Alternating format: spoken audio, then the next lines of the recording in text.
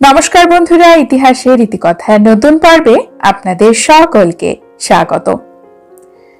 ভগবান শ্রীকৃষ্ণ জন্মগ্রহণ করেছিলেন ভাদ্রপদ মাসের কৃষ্ণপক্ষের অষ্টমী তিথিতে রোহিণী নক্ষত্রের প্রাধান্য যখন ছিল সেই সময়। ভগবান শ্রীকৃষ্ণের পুজো হয় জন্মাষ্টমীতে তার শিশু রূপের, বাল্য রূপের বাল গোপালের পুজো হয়, যাকে আমরা লাড্ডু গোপালও বলি। এই পুজো যেহেতু মধ্যরাতে হয়, তাই ব্রতকারীরা মধ্যরাত পর্যন্ত উপোস করেন। তবে সকলের পক্ষে সারা দিন সারা রাত উপোস করা সম্ভব হয় না, সকলের শরীর দেয় না। এই কারণে উপোসকারীদের কি কি খাদ্য তালিকা রয়েছে, তারা কি কি খেতে পারেন, আজকের পর্ব সেইভাবেই সাজানো হয়েছে। জন্মাষ্টমীতে ব্রত করলে আপনারা কি কি খাবার খেতে পারেন উপোস করলে, এটি আপনাদের মধ্যে অনেকেই প্রশ্ন করেছিলেন। এই প্রশ্নগুলির উত্তর এই পর্ব থেকে আপনারা পেয়ে যাবেন। জন্মাষ্টমীর উপোস ব্রত পুজো একটু কঠিন, কারণ এই পুজোতে 3 দিন ধরে বিশেষ নিয়ম পালন করতে হয়। ব্রতের আগের দিনে ভক্তকে, যারা উপোস করবেন পুজো করবেন, তাদের নিরামিষ আহার গ্রহণ করতে হয়, সংযমী থাকতে হয়। ব্রতের দিনে উপোস রয়েছে, পুজো রয়েছে, আর ব্রতের পরের দিনও যারা পুজো করলেন তাদেরকে নিরামিষ খেতে হয়। এটি হলো নিয়ম। সুস্থভাবে সুন্দরভাবে যদি আপনারা এই উপোস করেন, পুজো করেন, তাহলে আপনাদের জীবনের উন্নতি হবে, মনস্কামনা পূর্ণ হবে, সংসারের সমৃদ্ধি আসবে।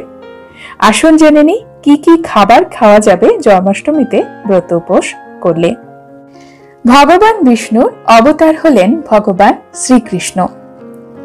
শ্রীকৃষ্ণের বাল্য লীলার সঙ্গে দুধ, দই, মাখন, ক্ষীর সবকিছুরই অবিচ্ছেদ্য সম্পর্ক রয়েছে, কারণ গোপাল দুধ জাতীয় যে কোনো খাবার খুবই পছন্দ করেন। মাখন, ক্ষীর, ননি তিনি তো খুবই পছন্দ করেন। তার বাল্য লীলার সঙ্গে জড়িয়ে আছে মাখন চুরির বহু গল্প, এবং সেখানে মা যশোদা মাখন তৈরি করছেন এবং গোপাল সেটি লুকিয়ে লুকিয়ে খাচ্ছেন। এই রকম চিত্র আমরা তো পেয়েই থাকি। ভগবান গোপালের ভক্ত হিসেবে আপনি জন্মাষ্টমীতে উপোস রাখলে দুধ জাতীয় খাবার খেতে পারেন। খেতে পারেন দুধ, দই, লস্যি, এছাড়াও মিল্ক শেক খেতে পারেন। এই দিনে শুকনো ফল খেতে পারেন, খেতে পারেন শাক সবজি। এই সকল খাবার আপনার জন্য জন্মাষ্টমীর ব্রত রাখলে উপযুক্ত, স্বাস্থ্যের দিক থেকে, মনের দিক থেকে, সকল দিক থেকে। যে কোনো ব্রত উপবাসে ফলমূল খাওয়ার কথা বলা হয়। এছাড়াও ড্রাই ফ্রুটস খুবই উপযুক্ত। এগুলি আমাদের শরীর এবং মন দুটোকেই চাঙ্গা রাখে এবং শরীরকে দুর্বল হতে দেয় না, কারণ এখানে শক্তির প্রচুর উৎস আছে। আপনি উপোস রাখলে, জন্মাষ্টমীর উপোস রাখলে আপেল খেতে পারেন, কলা খেতে পারেন, পেয়ারা খেতে পারেন, মুসম্বি খেতে পারেন, তরমুজ খেতে পারেন, এই রকম ফল খেতে পারেন। যে কোনো মৌসুমী ফল খেতে পারেন, মুসম্বি খেতে পারেন। এছাড়া আঙ্গুর, আখরোট খেতে পারেন, বাদাম খেতে পারেন, খেজুর, কিশমিশ, এই সকল ড্রাই ফ্রুটস আপনারা জন্মাষ্টমীর উপোস রাখলে গ্রহণ করতে পারেন। সাধারণত ব্রত উপোস রাখলে গম জাতীয় খাবার অনেকেই খেতে মানা করেন, কারণ গম জাতীয় খাবারের মধ্যে, যেমন আটা, ময়দার মধ্যে প্রচুর পরিমাণে গ্লুটেন থাকে। গ্লুটেন আমাদের পেটে গোলযোগ তৈরি করতে পারে, তাই গমকে বাদ দিয়ে আপনারা বাজরা খেতে পারেন। বাজরার আটা এখন বাজারে সহজলভ্য। বাজরার আটা দিয়ে রুটি তৈরি করতে পারেন, পরোটা তৈরি করতে পারেন এবং এটি খেতে পারেন। আমাদের শরীরের জন্য খুবই ভালো এবং এটি গ্লুটেন মুক্ত। সাবুদানা যে কোনো ব্রত উপবাসে খাওয়া যায়, জন্মাষ্টমীতেও খেতে পারেন। সাবুদানার খিচুড়ি, দুধ দিয়ে সাবুদানা, সাবুদানার পায়েস, এগুলি খাওয়া যায়। ব্রত উপবাসে আমাদের প্রতিদিনের খাবারে যে লবণ থাকে, সেই লবণটিকে বর্জন করতে বলা হয় এবং তার পরিবর্তে সৈন্দক লবণ খেতে বলা হয়। জন্মাষ্টমীতে আপনারা এই নিয়ম পালন করুন। জন্মাষ্টমীতে আপনারা নারকেলের জল খেতে পারেন। নারকেলের জল বা ডাবের জল আমাদের শরীরের জন্য খুবই উপযুক্ত। এটি প্রাকৃতিকভাবে মিষ্টি থাকে এবং অ্যান্টি অক্সিডেন্ট থাকে, যার ফলে আমাদের শরীরে প্রচুর পরিমাণে এনার্জি আসে। এর সাথে মধু, লেবুর রস, পুদিনা পাতা যোগ করে একটি শরবত মতো তৈরি করে খেতে পারেন। মাখানা খাওয়া যায়। মাখানাতে ভিটামিন রয়েছে এবং খনিজ রয়েছে। মাখানা হলো পদ্ম বীজ। কোলেস্টেরল এবং সোডিয়াম কম থাকায় এবং এখানে প্রচুর পরিমাণে আয়রন থাকে, ফসফরাস থাকে, ক্যালসিয়াম থাকে। মাখানা আপনারা উপোস করলে খেতে পারেন। দুধ দিয়ে মাখানা খাওয়া যায় এবং যারা মধুমেহ অর্থাৎ ডায়াবেটিসের রোগী তাদের মাখানা খেতে বলা হয় যদি তারা উপোস রাখেন। আমারান্থ বা রামদানা, এটি যে কোনো গ্রসারি শপ, সুপারমার্কেট, মুদিখানার দোকানে পেয়ে যাবেন।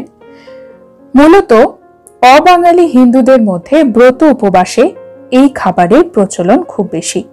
খুব সুস্বাদু খাবার হয়, এটিও আপনারা খেতে পারেন। এটিকে আপনারা খিচুড়ি হিসেবে খেতে পারেন বা এটির পায়েস তৈরি করে খেতে পারেন। প্রচুর পরিমাণে ম্যাগনেসিয়াম, ফসফরাস, লোহা থাকে, ফাইবার থাকে এবং প্রোটিন থাকে। বহু ব্যক্তিরা আমারান্থ বা রামদানাকে ওয়েট লসের জন্য ব্যবহার করেন। যারা সাধারণ ভাত বা রুটি খেতে চান না তারা আমারান্থ বা রামদানা খেতে পারেন। যে সকল ব্যক্তিরা জন্মাষ্টমীতে উপোস করবেন বলে ভাবছেন, পুজো করবেন, তারা ডালিয়াও খেতে পারেন। ডালিয়া ব্রত উপবাসে খাওয়া যায়। এছাড়াও ভগবান শ্রীকৃষ্ণের পুজো করতে গেলে নারকেলও খাওয়া যায়। নারকেল খুবই ভালো একটি খাবার। প্রচুর পরিমাণে অ্যান্টিঅক্সিডেন্ট, ফাইবার থাকে এবং উচ্চ চর্বিযুক্ত ফল। কিন্তু সকলে নারকেল সহ্য করতে পারেন না। তাই আপনার যদি নারকেল সহ্য না হয় তাহলে আপনারা নারকেল নাই বা খাবেন। জন্মাষ্টমীর ব্রত করলে, উপোস রাখলে আপনারা অতিরিক্ত চর্বিযুক্ত খাবার, তৈলাক্ত খাবার, অতিরিক্ত ঘি, মাখন এই সকল খাবারগুলি এবং মশলাদার খাবার এড়িয়ে চলুন। মাছ, মাংস, ডিম, আমিষ জাতীয় খাবার খাবেন না। যে কোনো উপোসে, ব্রততে এগুলো খাওয়া যায় না। আর ব্রতের আগের দিন, ব্রতের দিন, ব্রতের পরের দিন, এই 3 দিন অবশ্যই এটি পালন করুন। নিরামিষ আহার গ্রহণ করুন। চা, কফি আপনারা এই 3 দিন বর্জন করলে ভালো হয়। যেহেতু ভগবান শ্রীকৃষ্ণ যে কোনো তামসিক খাবার এবং রাজসিক খাবার পছন্দ করেন না, তাই তার পুজোতে সবসময় সাত্বিক আহারই গ্রহণ করা ভালো। সনাতন হিন্দু ধর্মে ত্রিদেবের মধ্যে অন্যতম হলেন ভগবান বিষ্ণু, আর ভগবান বিষ্ণুর অবতার হলেন ভগবান শ্রীকৃষ্ণ। ভগবান শ্রীকৃষ্ণের জন্ম মহোৎসব মহা ধুমধামে সনাতনীরা পালন করেন। হিন্দু পঞ্জিকা অনুসারে ভগবান শ্রীকৃষ্ণকে উৎসর্গ করা হয়। তার পবিত্র জন্ম উৎসবটি পালন করা হয় প্রত্যেক বছর ভাদ্রপদ মাসের কৃষ্ণপক্ষের অষ্টমী তিথিতে রোহিণী নক্ষত্রে। এই বিশেষ দিনে মধ্যরাত্রিতে ভগবান শ্রীকৃষ্ণের জন্ম হয়েছিল। এই দিনে ভক্তরা বালগোপালের পুজো করে থাকেন। শ্রীকৃষ্ণের ভক্তরা জন্মাষ্টমীর ব্রত পালন করার সময় বিশেষ কিছু নিয়ম পালন করেন। আজকের পর্বে আমরা জানব জন্মাষ্টমীর দিনে যে কাজগুলি আমরা ভুলেও করব না এবং কোন কাজ আমাদের অবশ্যই করা উচিত। আসুন জেনে নেওয়া যাক আজকের পর্বে। জন্মাষ্টমীর দিনে সারা ভারতবর্ষ জুড়ে কৃষ্ণ মন্দিরগুলি ফুল এবং আলোতে সাজিয়ে দেওয়া হয়। অনেক বাড়িতেই গোপাল পুজোর আয়োজনও হয়। বালগোপালকে সুন্দর করে সাজানো হয়। কৃষ্ণ জন্মাষ্টমীর দিনে বলা হয় যে ভক্তরা নিষ্ঠা ভরে ভগবান শ্রীকৃষ্ণের পুজো করেন, তাদের মনের ইচ্ছা পূর্ণ হয় এবং শত জন্মের পাপ দূরীভূত হয়। জন্মাষ্টমীর দিনে যে কাজগুলি আমরা অবশ্যই করব। এই দিনে খুব সকালে ঘুম থেকে উঠে স্নান সেরে গোপাল পুজোর আয়োজন করুন। পুজোয় বসার আগে শুদ্ধ বস্ত্র অবশ্যই পরিধান করবেন। বালগোপালের পুজোর জন্য ব্যবহৃত সমস্ত উপকরণ অবশ্যই বিশুদ্ধ হতে হবে। ভগবান শ্রীকৃষ্ণকে পরিষ্কার জল, গঙ্গা জল দিয়ে স্নান করাবেন, অর্থাৎ অভিষেক করবেন। ভগবান শ্রীকৃষ্ণের পুজোতে টাটকা ফুল অবশ্যই ব্যবহার করুন। এই দিনে বাসি ফুলের ব্যবহার একদমই করবেন না। তামা, পিতল এবং মাটির প্রদীপ দিয়ে পুজো করবেন। স্টিলের প্রদীপ ব্যবহার করবেন না, অথবা অ্যালুমিনিয়ামের প্রদীপ।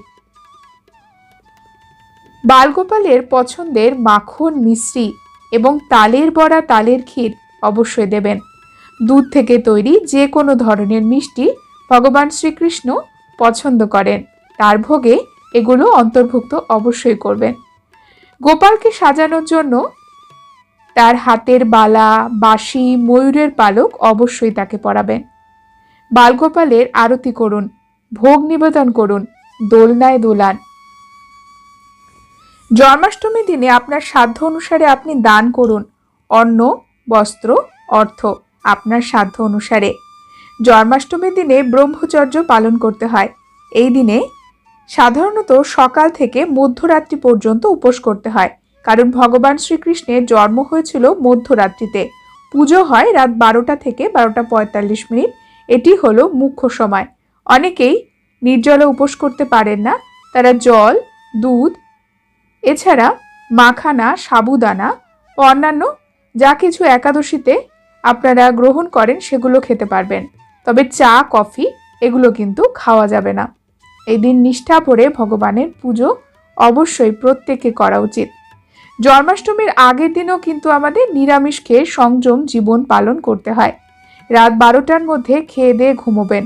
ঘুমানোর আগে ভালো করে মুখ অবশ্যই ধোবেন। জন্মাষ্টমীর দিনে ভগবান শ্রীকৃষ্ণের নাম জপ, হরিনাম সংকীর্তন, শ্রীমদ্ ভাগবত গীতা পাঠ এবং শ্রীকৃষ্ণের লীলা শোনা অবশ্যই কর্তব্য ভক্তদের। ভগবান শ্রীকৃষ্ণের জন্মতিথি জন্মাষ্টমীর আগের দিন, জন্মাষ্টমীর দিন এবং জন্মাষ্টমীর পরের দিন সকালে উঠে স্নান সেরে পারণ সম্পন্ন অবশ্যই করবেন, এবং এই দিনেও কিন্তু আপনাকে নিরামিষ গ্রহণ করতে হবে। জন্মাষ্টমীর পুজোতে শঙ্খের মধ্যে, জল শঙ্খের মধ্যে একটু দুধ রাখবেন এবং সেটি দিয়ে ভগবান শ্রীকৃষ্ণের অভিষেক করতে পারেন। বন্ধুরা, জন্মাষ্টমীর দিনে যে কাজগুলি আমরা ভুলেও করব না। জন্মাষ্টমীর দিনে কালো রঙের পোশাক আমরা পরিধান করব না এবং বালগোপালকে সাজানোর জন্য কালো রং ব্যবহার করব না। গোলাপি, হলুদ, সবুজ, লাল এই ধরনের রং ব্যবহার করুন। কালো রং আমাদের হিন্দু ধর্মের পুজোতে ব্যবহার হয় না এবং বালগোপালের পুজোতেও ব্যবহার হয় না। এই দিনে সাত্ত্বিক জীবন ধারণ করতে হয়। মাছ, মাংস, ডিম, পেঁয়াজ, রসুনের ব্যবহার করবেন না। এছাড়া মদ্যপানও বর্জনীয়। জন্মাষ্টমীর দিনে পুজোর জন্য যে তুলসী পাতা তুলবেন সেটি কিন্তু আগের দিনেই তুলে নেবেন। জন্মাষ্টমীর দিনে তুলসী গাছে হাত দেওয়া উচিত নয়। জন্মাষ্টমীর দিনে হাতের নখ কাটা, চুল কাটা বা দাড়ি কাটা এই ধরনের ক্ষৌর কর্ম থেকে বিরত থাকুন। এই দিনে দরিদ্র ব্যক্তিরা আপনার কাছে সাহায্য চাইলে অবশ্যই সাহায্য করবেন, কাউকে ফিরিয়ে দেবেন না। জন্মাষ্টমীর দিনে আপনারা গরু এবং বাছুরকে অবশ্যই খাওয়াবেন, এবং যদি সম্ভব হয় বাড়িতে গরু এবং বাছুরের মূর্তি আনতে পারেন। এটি কিন্তু ভগবান শ্রীকৃষ্ণের আশীর্বাদ বয়ে নিয়ে আসে। জন্মাষ্টমীর দিনে অন্যকে প্রসাদ দিয়ে তারপরে সেই প্রসাদ নিজে গ্রহণ করবেন, এবং ব্রত যদি ব্রাহ্মণকে দিয়ে করান তবে কিন্তু আপনারা ব্রাহ্মণকে সাধ্যমতো দক্ষিণা দেবেন। জন্মাষ্টমীর পুজোতে যে থালা আমরা ব্যবহার করব সেটি তামা, পিতল, কাঁসা অথবা মাটি। এছাড়া অনেকেই রূপোর থালা বা সোনার থালা ব্যবহার করেন, কিন্তু সকলের পক্ষে সেটি সম্ভব নয়। এই শুদ্ধ ধাতুগুলো ব্যবহার করতে পারেন, কিন্তু কখনোই স্টিল বা অ্যালুমিনিয়ামের বাসন ব্যবহার করবেন না। বন্ধুরা, আজকের পর্ব এই পর্যন্তই। পরবর্তী পর্বে নতুন একটি বিষয় নিয়ে আপনাদের সঙ্গে কথা হবে। ততক্ষণ সকলে সুস্থ থাকুন, ভালো থাকুন, আর পুরো ভিডিওটি দেখার জন্য আপনাদের অসংখ্য অসংখ্য ধন্যবাদ।